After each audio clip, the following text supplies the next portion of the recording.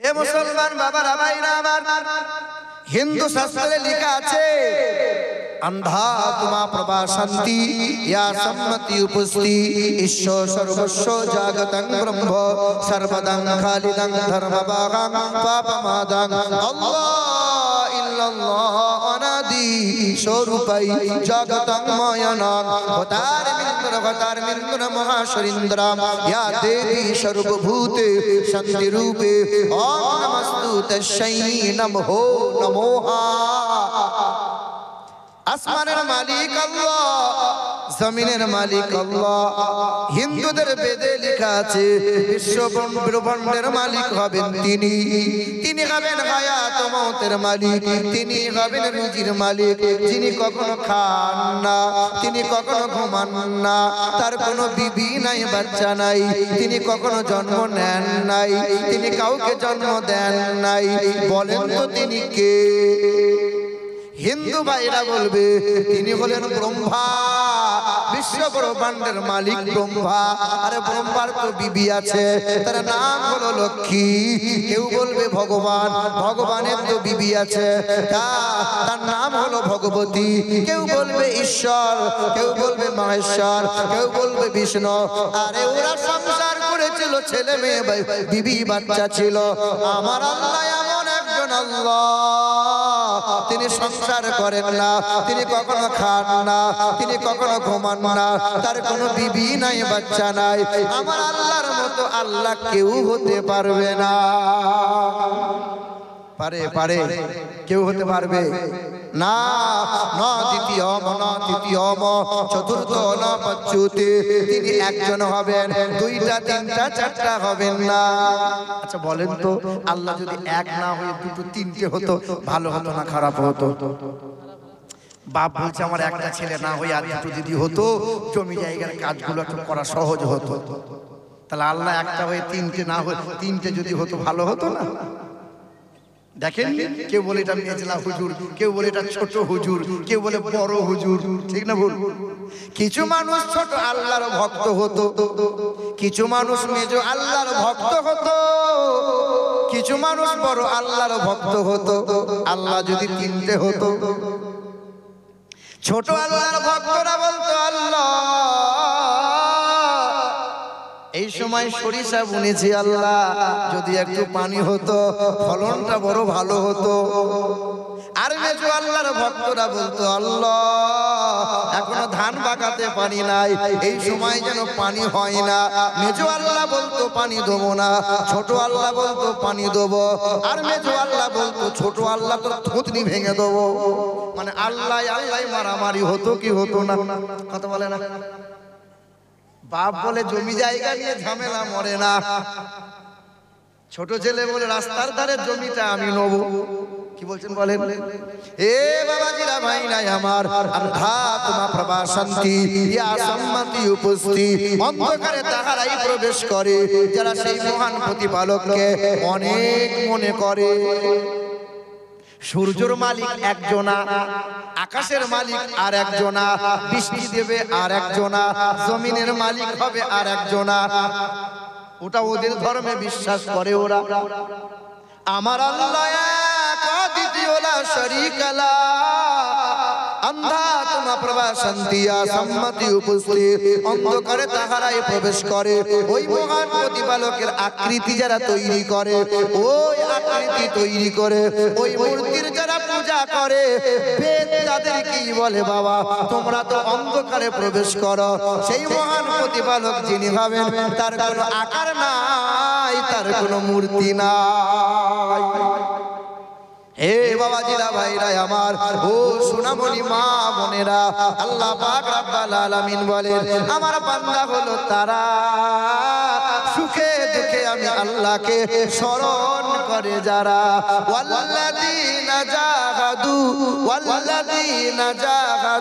ফি সাবিলিল্লাহ, ওয়াল্লাযীনা জাহাদু ওয়া জাহারু ফি সাবিলিল্লাহ, ওয়াল্লাযীনা আওয়াউ ওয়া নাসারু উলাইকা লাহুমুল মুমিনুনা হাক্কা।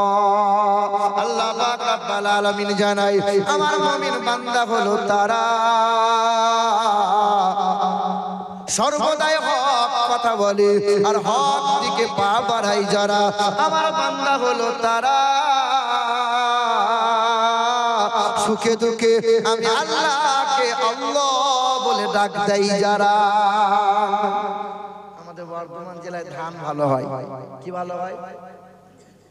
তো যেবারে ধান ভালো হয় এই যে বাচ্চাগুলো দেখছেন না আমাকে তো বললো আল্লামা মাওলানা আবার কোন কোন জায়গায় বলে মুফতি মুহাদ্দিস অমক তমক। বিশ্বাস করেন আমি বড় কোনো মাওলানা নয়, আমি কোনো মুফতি মুহাদ্দিস নয়, আমি কোনো আল্লামা নয়। আমি মনে করি আমার মতো নাদান, আমার মতো দুর্বল, আমার মতো গুনাহগার একটাও নাই।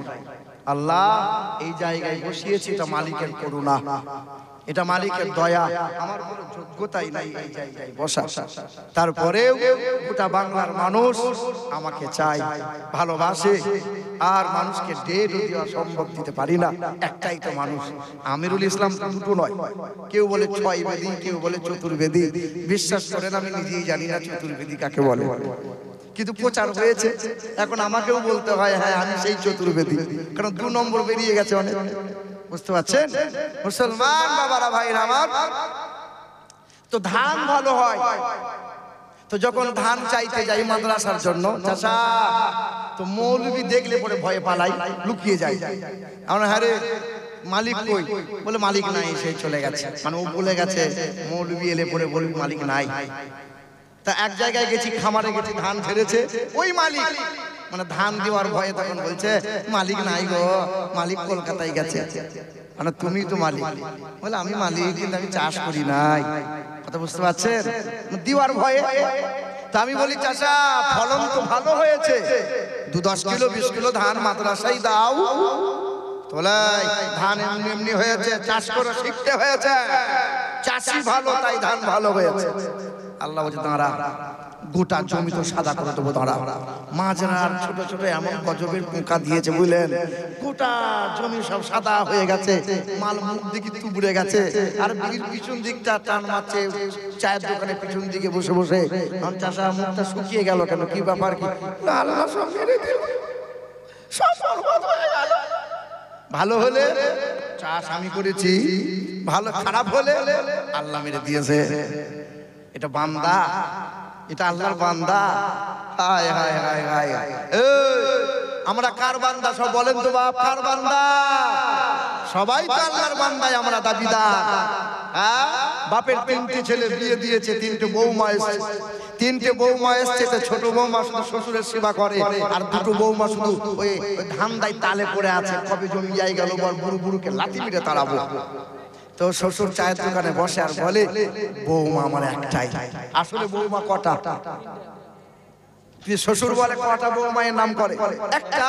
কারণ সকাল হলে ছোট বৌমা বলে আব্বা খাঁটি দুধের চা করেছি, তোমার ডিম সেদ্ধ করেছি আব্বা তুমি খাও। 10টার সময় নাস্তার সামনে দিয়ে বলে আব্বা তুমি চিন্তা করো না, আমি তোমার মেয়ে আছি, মানে বৌমা আমি আছি, তোমার ভাবনা নাই।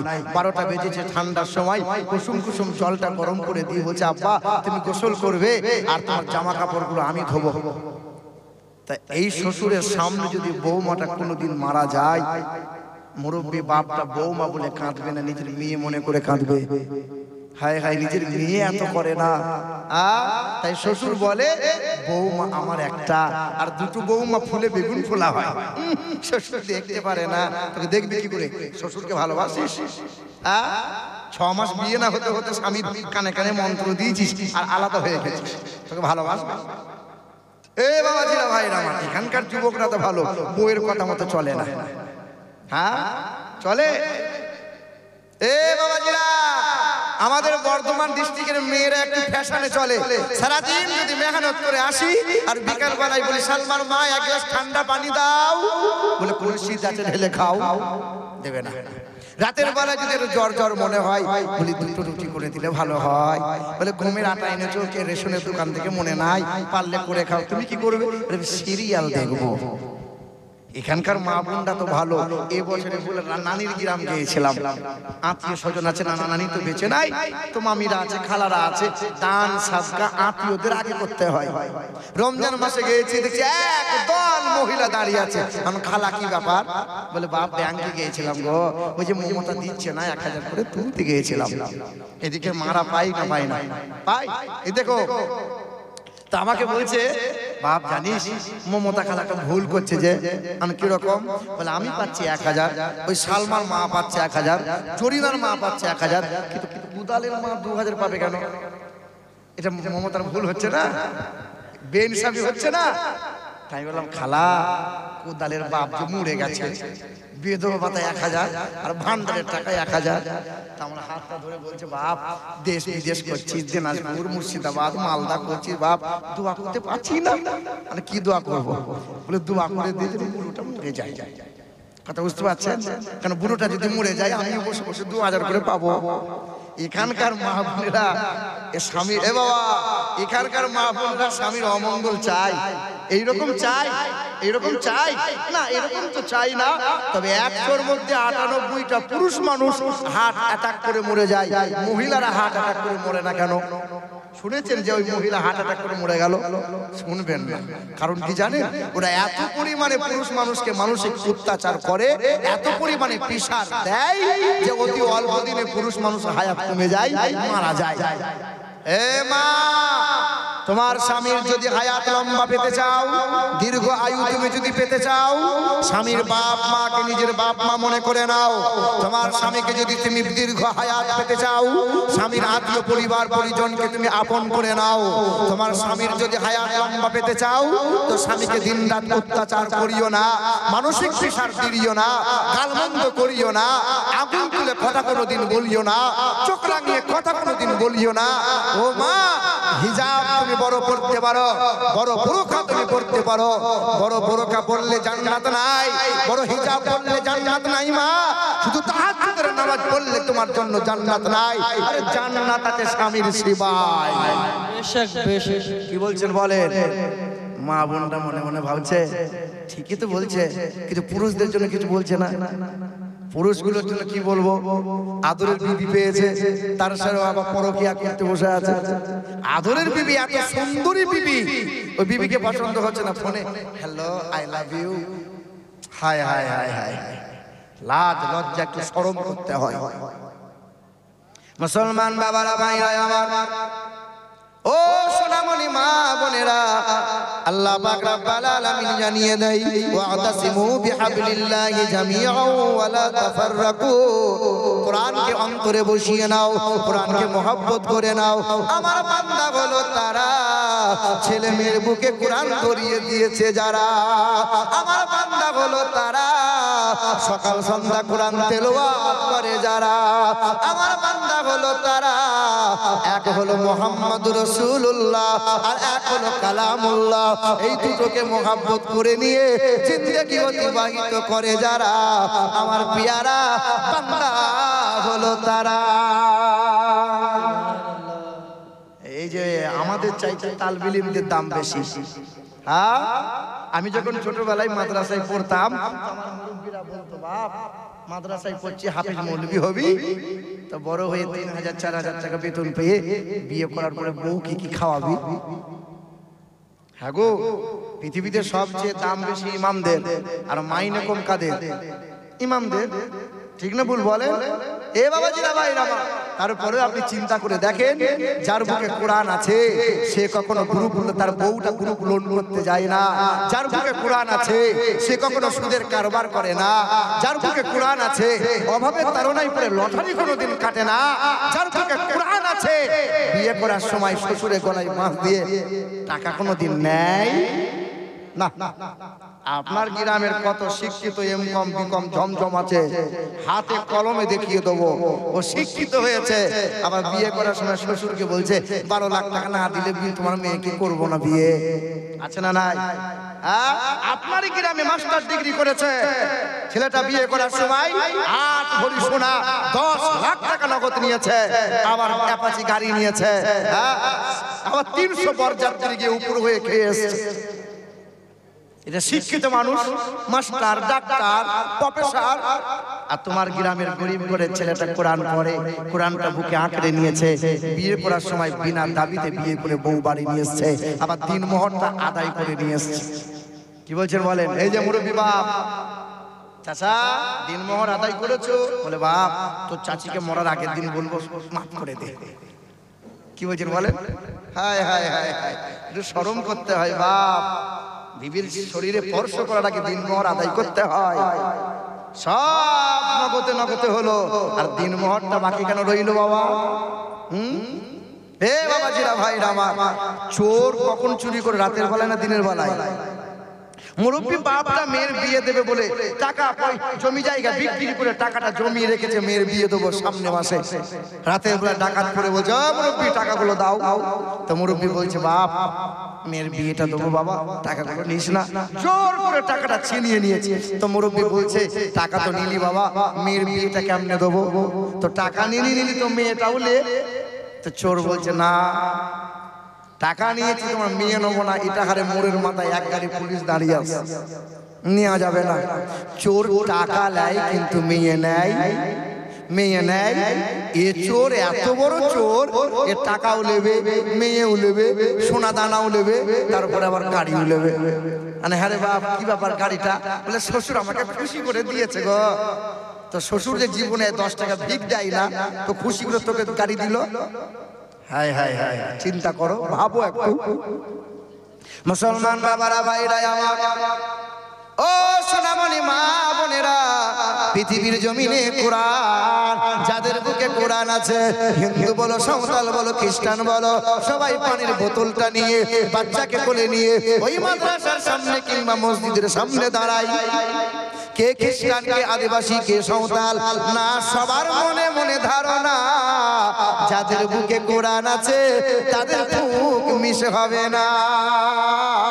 বামুনটাও তো মন্ত্র জানে, ওদের ফুক তেমন কাজ হবে না। পাদ্রীটা তো মন্ত্র জানে, ওদের ফুকে তেমন কাজ হয় না। পুরোহিতরা মন্ত্র জানে, ওদের ফুকে তেমন কাজ হবে না। আরে যার বুকে কোরআন আছে তার ফুকে নাকি কাজ হয়, কারণ কোরআনের কারণে আল্লাহ মানুষকে দামি বানিয়ে দেয়, আর আমার আল্লাহ বান্দার বেহিসাব বুঝি দেয়। যার বুকে কোরআন আছে আল্লাহ তার বেহিসাব বুঝি দেয়। দেয় কি দেয় না বাবা? দেয় দেয়, হাতে কলমে দেখাবো, কোরআন বলছে দেয়। কুল্লামা দাখালা আলাইহা যাকারিয়াল মিহরাব ক্বালা ইয়া মারইয়ামু আন্না লাকি হাযা ক্বালাত হুয়া মিন ইনদিল্লাহ ইন্নাল্লাহা ইয়ারযুকু মান ইয়াশাউ বিগাইরি হিসাব। সুবহানাল্লাহ। জাকারিয়া নবী গেলেন, মা মারিয়ামের দরজাটা খুললেন, তালাটা খুললেন, জানালাটা খুললেন। জাকারিয়া নবী তখন অবাক হয়ে জিজ্ঞাসা করছেন, হে মারিয়াম, রং বেরঙের ফলগুলো কে দিল বল? এত সুন্দর খাবারগুলো কেমনি পেলে বল? কে তোরে দেয় বল? তখন মা মারিয়াম বললেন, ক্বালাত হুয়া মিন ইনদিল্লাহ। হৃদয় থেকে যারা স্মরণ করে, যার নামে জিকির করে, যার নামে জপমালা জপতে থাকে, ইন্নাল্লাহা ইয়ারযুকু মান ইয়াশাউ বিগাইরি হিসাব, আল্লাহ আমারে বেহিসাব রুজি দেয়। হ্যাঁ, তাই তো মৌলবীর বউকে বন্ধনের লোন আনতে হয় না। এদিকে গ্রুপ লোন চলে, বন্ধনের লোন চলে, তা আবার চলবে না। একদিন সকালবেলায় বলেন আমার বাড়িতে বসে আছি, জালসা করেছে, রাত জায়গা শরীর খিটখিটে মিজাজ। পাশের বাড়ি ভাবি সম্পর্কে হয়, কুঁচিয়ে শাড়ি পরেছে, পেটটা অর্ধেকটা বার করেছে, আর কাঁধে একটা ব্যাগ নিয়ে কিচিক কিচিক করে হেঁটে হেঁটে যাচ্ছে। জিজ্ঞাসা করছে, ভাবি কোথায় যাচ্ছ? বলে স্যার আসবে গো। কে আসবে বলো? কে আসবে? স্যার স্যার, ও স্যার বলছে, স্যার আসবে গো। দি কোথায় যাবে? ওই যে অজানা অচেনা একটা পুরুষ মানুষ ব্যাংকে থেকে এসেছে, আর 10 জন মহিলা গোল করে ঘিরে ধরে বসেছে। স্যার একটা আমাকে দেখেন, আপনি আমাকে দেখছেন না, দেখুন একটু আমাকে। হায় হায় হায়, লজ্জা আছে, হায়া আছে, ওর হিজাব পরে, আবার বোরকা পরে। আবার মুসলমান বাবারা, ভাইরা আমার, পৃথিবীর জমিনে কোরআন বুকে নাও মা, কোরআন পড়ো, কোরআনটা বুকে নাও, কোরআনকে চুমো দাও, কোরআনটা আঁকড়ে ধরো, কোরআন পড়ো, সকাল সন্ধ্যা কোরআন পড়ো, ছেলে মেয়ের বুকে কোরআন দাও, কোরআন তেলাওয়াত শোনো। কারণ পৃথিবীর জমিনে কালামুল্লাহর মতো কিতাব আর দ্বিতীয় হবে না। পৃথিবীর কোন বৈজ্ঞানিকেরা, পৃথিবীর কোন পণ্ডিতেরা এই কোরআন যদি পৃথিবী থেকে হারিয়ে দিতে চায়, কেউ কি হারাতে পারবে? কোরআনের একটা আয়াত কি রদবদল করতে পারবে? বাইবেলের সংশোধন হয়ে গেল, জান্নাতের সংশোধন হয়েছে, যদিও রিক্সাম অথর্ব চেঞ্জ হয়েছে, রদবদল হয়েছে।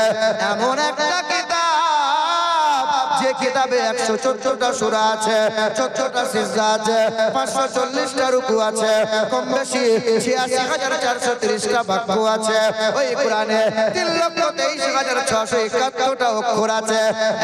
একটা জের জবর কেউ বদলাতে পারে নাই, আগামীতেও পারবে না। ওই রাজনৈতিক নেতারা যদি চক্রান্ত করে পৃথিবীর সব কোরআনগুলোকে নিয়ে যদি আগুনে পুড়িয়ে দেয়, বলো বলো পৃথিবী থেকে কোরআন কি হারিয়ে যাবে? না। তোমার গ্রাম থেকে আবার কোরআন পয়দা হবে, হবে কি হবে না? পৃথিবীর সব কোরআন যদি নদীতে ভাসিয়ে দেওয়া হয়, বলো পৃথিবী থেকে কোরআন কি হারিয়ে যাবে? না। যদি আগুন লেগে ধ্বংস হয় পৃথিবীর সব বইয়ের দোকান, আরে বিশ্ব থেকে হারাবে না পবিত্র কোরআন। যদি আগুন লেগে ধ্বংস হয় পৃথিবীর সব বইয়ের দোকান, আরে বিশ্ব থেকে হারাবে না পবিত্র কোরআন। বলো কেমন করে করবে ধ্বংস তোমার আগুনের দেশ? আরে বিশ্বে ভরা লক্ষ লক্ষ আছে কোরআনের হাফেজ। নারে তাকবীর, নারে তাকবীর, নারে রিসালাত, নারে রিসালাত, মাসলাকে আলা হযরত জিন্দাবাদ, মাসলাকে আলা হযরত আমিরুল ইসলাম সাহেব। নারে তাকবীর, নারে রিসালাত। মুসলমান বাবারা, ভাইরা আমার, ও মা বোনেরা, খুব মনোযোগ সহকারে শোনেন। কিছুদিন আগের একটা ঘটনা বলে দিয়ে যায়। নদিয়া ডিস্ট্রিক্টে হরিণঘাটা বলে একটা থানা আছে। স্কুলের মাস্টার আমাকে ফোন দেয়, হুজুর 22 বছর সংসার করি, আমার বিবিও মাস্টার, আমিও মাস্টার, প্রেম ভালোবাসা বিয়ে করেছি।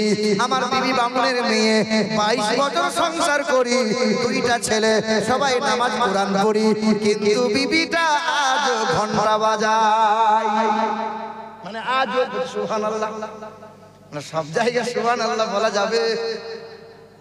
সকালবেলায় বলছি আসসালামু আলাইকুম, আমিরুল ইসলামের আব্বা ইন্তেকাল হয়েছে, সুবহানাল্লাহ সুবহানাল্লাহ। আচ্ছা বলো তোমার গালে চুমু খাবো না দুবার মারবো? হ্যাঁ গো, যেটা যার দোয়া তা বলতে হবে তো নাকি? ঘন্টা বাজায় মানে পূজা করে। আমি বললাম তোমার এলাকায় মাহফিল আছে, বলে হুজুর একটু আগে আগে আসবেন, আমার বাড়িতে একটু দাওয়াত গ্রহণ করেন। অসুবিধা নাই। তার বাড়িতে হাজির হলাম। ওই মহিলা দেখি কেউ তো সাপের মতো ফসফস করছে, আমাকে দেখছে তো তত জ্বলছে। মৌলবি কেন আসবে আমার ঘরে? দেখি ঘরগুলো ঘুরে ঘুরে দেখি স্বামীর ঘর আলাদা, বিবির ঘর আলাদা। স্বামী ওই ঘরে নামাজ কোরআন পড়ে, আর বিবিটা এই ঘরে দুর্গা পূজা, কার্তিক গণেশ পূজা করে, সকাল সন্ধ্যা ঘন্টা বাজায়, পূজা করে, অর্চনা করে। এত ঠাকুর ভক্ত, ওকে আর কেমনে কালেমার বাণী বুঝায়? আমি বললাম বোন আমার, তোকে বুঝানোর মতো কিছু নাই। 22 বছর ধরে তোর স্বামী বুঝিয়েছে, তাই তো মানিস নাই।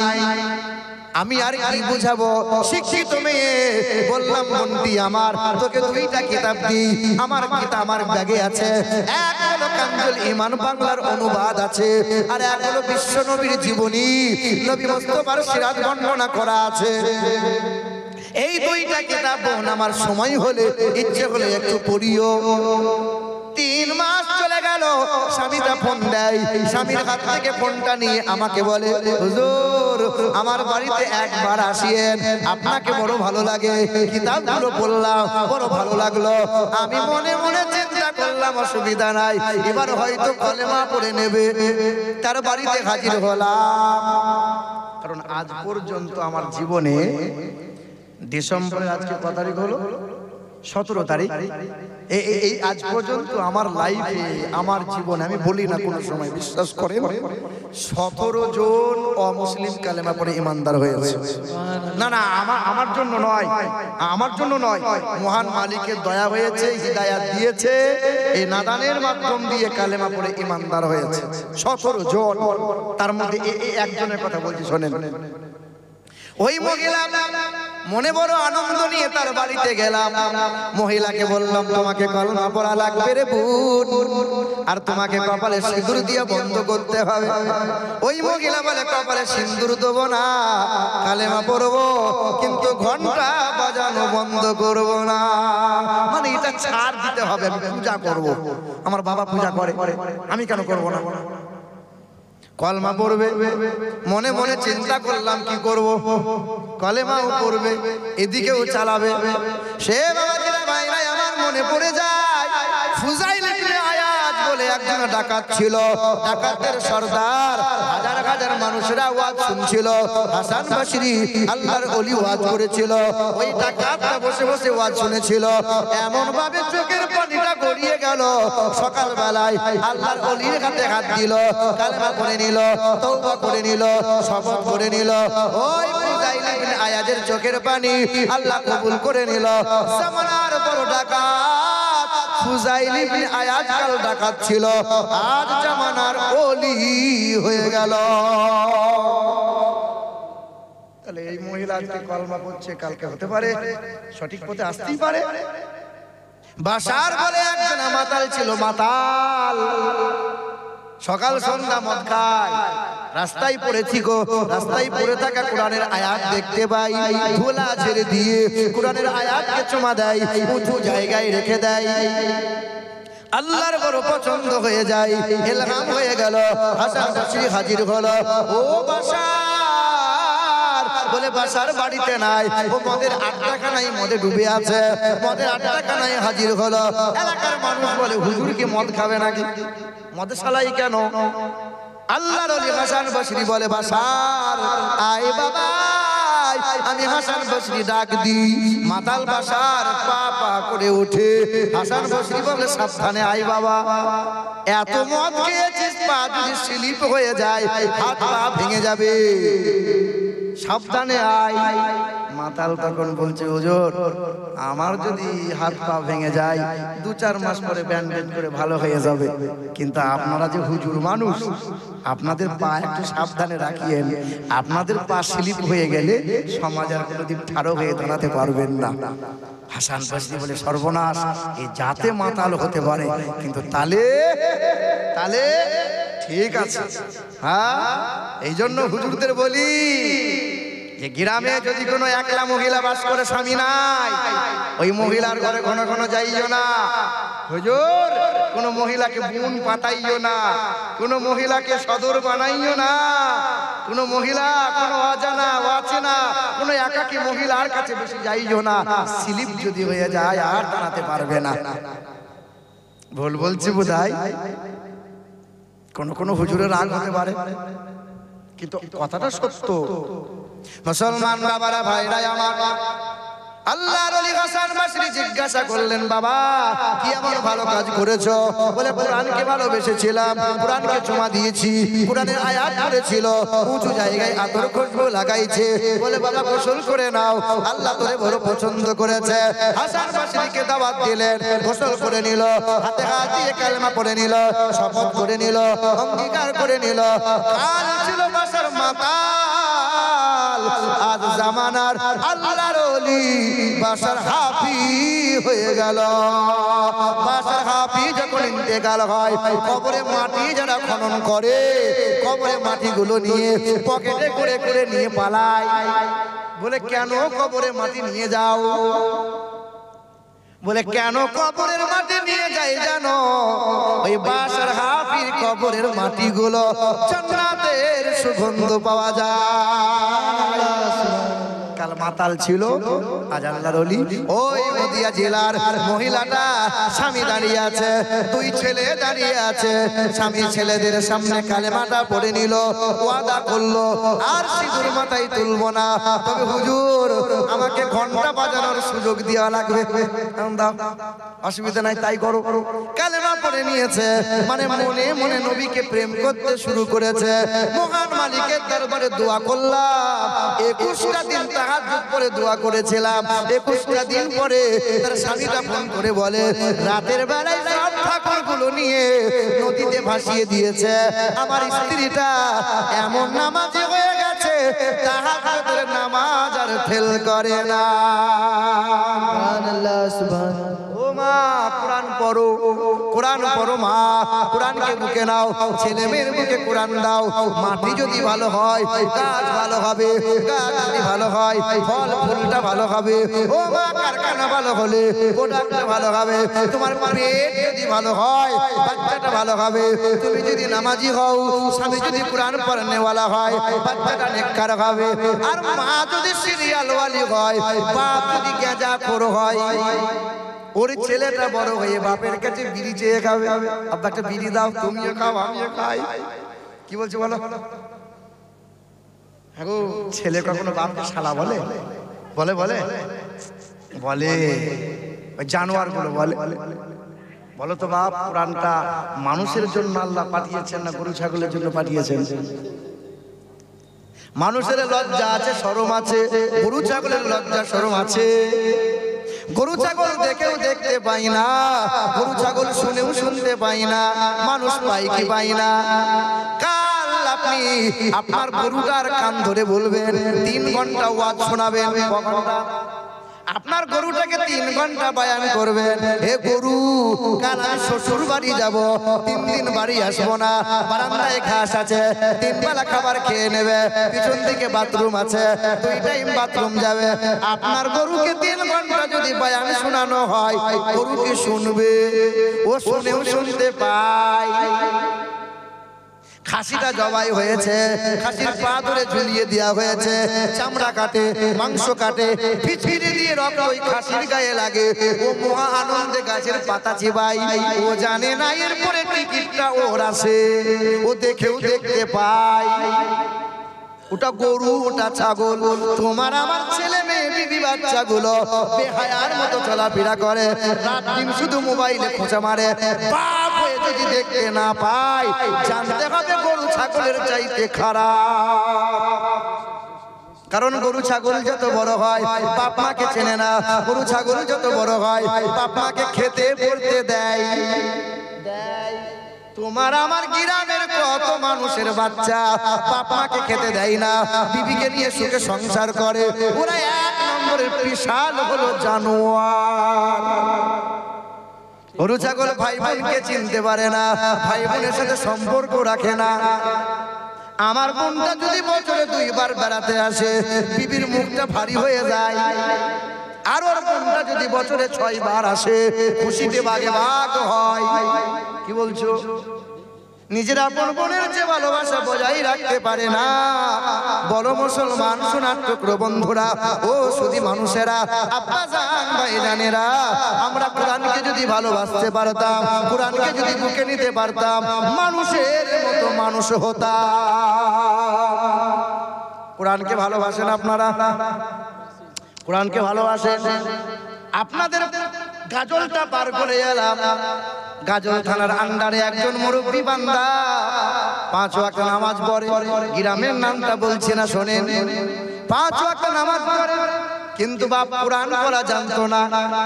তবে সকাল সন্ধ্যা মসজিদে ঝাড়ু মারে আর কোরআনে চুমা দেয়, কোরআনে হাত বোলায়, পাতা উল্টায় হাত বোলায়, পাতা উল্টায় হাত বোলায়। আল্লাহর মুরব্বী বান্দাটা ইন্তেকাল হয়ে গেল। পরের দিন সকালবেলায় ইমাম সাহেব ফজরের নামাজ পড়ে মুসল্লিদের শোনায়, রাতের বেলায় স্বপ্ন দেখলাম ওই যে মুরব্বী বান্দা পরশুদিন ইন্তেকাল হয়েছে, ওই মুরব্বী বান্দাটা জান্নাতের বাগানে বসে আছে। সুবহানাল্লাহ, সুবহানাল্লাহ। বলে বাপ তুমি জান্নাতের বাগানে কেন? জান্নাতি মেওয়া, জান্নাতি খাবার, জান্নাতি পোশাক পাইলে কেন? কি এমন কাজ করেছিলে বলো? বলে বাপ জীবনে কোরআন পড়ার বড় ইচ্ছে ছিল, সংসারের মায়ায় পড়ে দুনিয়াদারি কাজকর্ম করতে গিয়ে কোরআন পড়ে দেখার কোনো সুযোগ হয় নাই। তাই তো মহান মালিকের কালামকে বুকে নিয়ে বলেছিলাম আল্লাহ কোরআন জীবনে পড়ে দেখতে পেলাম না, কিন্তু তোমার কালামকে তো ভালোবাসি। সকাল সন্ধ্যা চুমা দিয়ে বুকে আঁকড়ে ধরেছিলাম আর কোরআনে হাত বুলিয়েছিলাম। আল্লাহ পাক এই কোরআনের মহব্বতে আজকে আমাকে জান্নাতের বাগানে জায়গা করে দিয়েছে। কোরআনকে ভালোবাসেন কি বাসেন না বাবা? কোরআনকে মহব্বত করেন কি করেন না? কোরআন কয়টা? কোরআন কয়টা? আল্লাহ কয়টা? কাবা কয়টা? এক কাবা, এক আল্লাহ, এক কোরআন, এক নবীর উম্মত আমরা। একজন আল্লাহর বান্দা হাতটা তুলে বলতে পারবে যে কোরআনের মহব্বতে বাপ মায়ের মাগফিরাতের জন্য আমি দেব 10,000 টাকা? একজন মায়ের লাল বাপের বেটা একটা মানুষ, একজন আল্লাহর বান্দা কোরআনের মহব্বতে এক কোরআন, এক কাবা, এক আল্লাহ, একজন আল্লাহর বান্দা হাত তুলে বলেন দেখি যে ইনশাআল্লাহ আমি দেব 10,000 টাকা। একজন কেউ আছেন? একটা মানুষ, কোন ব্যবসায়ী মানুষ, চাষাবাদ করেওয়ালা মানুষ, মেহনতি মানুষ, একজন কোন বান্দা? কি নাম? নাম কি নাম? আমজাদ আলী। নারে তাকবীর, নারে তাকবীর, নারে রিসালাত। ইয়া রাসূলুল্লাহ। দুর্লভপুর। আরে চলে গেছে পিতা মাতা কবরেতে যারা, আরে জান্নাতি বিছানা খোদা পাই জানো তারা। হাসরের ময়দানে কোনো সঙ্গীত রবে না, আরে দানের নেকি সামনে পিছে দিও গো রব্বানা। চলে গেছে পিতা মাতা কবরেতে যারা, জান্নাতি বিছানা খোদা পাই জানো তারা। সামনে পিছে ডানে বামে রহমত দিও, তব করোনাতে খোদা ঢাকা দিয়ে নিও। জোরে বলি আল্লাহুম্মা আমিন। জি হ্যাঁ, কে কেসিয়ার? চেহারা দেখি মনে হচ্ছে কেসিয়ার। সুবহানাল্লাহ। শুনেন কেসিয়ার বাবুর রংটা ফর্সা না কালো? এই দিকে তাকান না, দাঁড়ান, টাকাটা এ বাবা কেসিয়ার না মুসাফ শুনেন না, কেসিয়ার সাহেবের রংটা ফর্সা না কালো? এ বাবা বিলালের রংটা কালো ছিল না ফর্সা ছিল? কাবার রংটা কালো না ফর্সা? কোরআনের লেখাগুলো সাদা না কালো? আরে কেসিয়ার বাবুর রং কালো হতে পারে কিন্তু মন ভালো, তাই তো আল্লাহ নবীর বাগানের দায়িত্ব দিয়েছে। মুসলমান না না কেসিয়ার বাবু শোনেন, কোরআনের পারা কয়টা? আমি অর্ধেকটা চাইছিলাম, খুশি মনে বলবেন ইনশাআল্লাহ। শোনেন না বাবা, শোনেন শোনেন না কেসিয়ার আপনি কাউকে আল্লাহ শোনেন, যাকে ভালোবাসে না আল্লাহ এই জায়গা থেকে আল্লাহ সাত গ্রামের মাদ্রাসায় দেখেন কেসিয়ার বাবু ইনশাআল্লাহ। নারে তাকবীর, নারে রিসালাত, নারে হায়দারি, হায়দারি, হায়দারি। पाक पंजातन का दामन, गौस का दामन, खाजा पिया का दामन, कुरान हदीस जिखाने, ओली औलिया जिखाने, लॉटरी सूद जिखाने। কেসিয়ার বাবু 15,000 টাকার দাতা, 11,000 টাকা নগদ, 4,000 টাকা বাকি। একজন দিয়েছে আমজাদ বাবু দুর্লভপুরে বাড়ি, আর দ্বিতীয় নম্বর কেসিয়ার বাবু দিয়েছেন 15,000 টাকা। 3 নম্বরে শোনেন, 3 অক্ষরে হয় নামাজ, 3 অক্ষরে হয় কালেমা, 3 অক্ষরে হয় যাকাত, 3টে জায়গা, একটা আরশ কুরসি, একটা লৌহে মাহফুজ, একটা সিদরাতুল মুনতাহা। এই 3টে জায়গার মতো 4টে জায়গা না। দেখি তো কোন বাপের বেটা 3 নম্বরে 10,000 টাকা দেনে বলা? কোন মায়ের লাল আছে? কোন বাপের বেটা আছে? হাতটা তুলে বলবে হুজুর আজকে নাই কাল দেবো, এক সপ্তাহ পরে দেবো। সাত ঢালাই হবে তো, টাকা তো হাতের ময়লা, আসতে যতক্ষণ যেতে ততক্ষণ 10,000 টাকা আমি দেবো। কে আছে দেখি ইনশাআল্লাহ 3 নম্বরে? 3 নম্বরে বাপের বেটা, কালেমা হবে, নামাজ হবে, 3 অক্ষরে ঈমান হবে, 3 অক্ষরে যাকাত হবে। না কি নাম?